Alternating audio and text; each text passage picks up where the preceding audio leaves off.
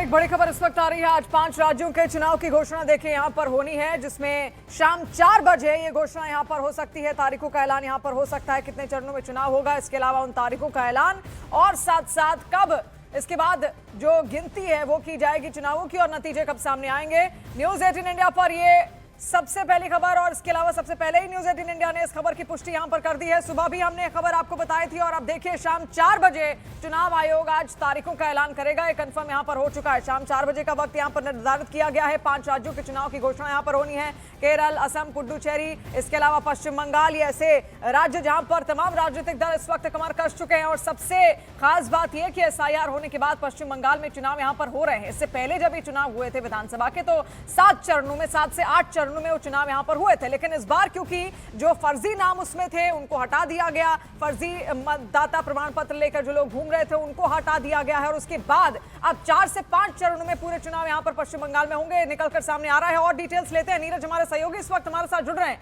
नीरज, और क्या क्या डिटेल्स फिलहाल अभी सामने आ रही है? शाम 4 बजे तो घोषणा होगी।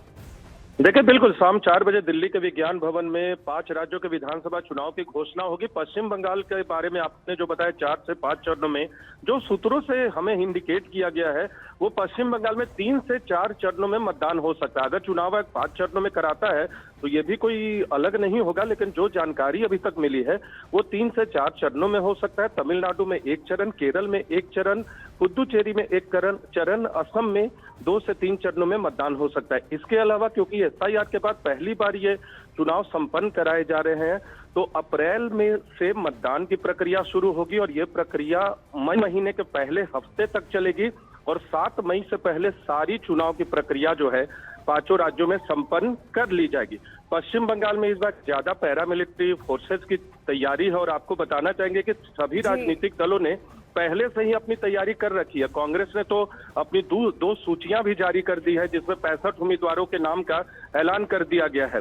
तमिलनाडु में भी कांग्रेस और डीएमके का जो गठबंधन है वो सहमति बन गई है सीटों को लेकर।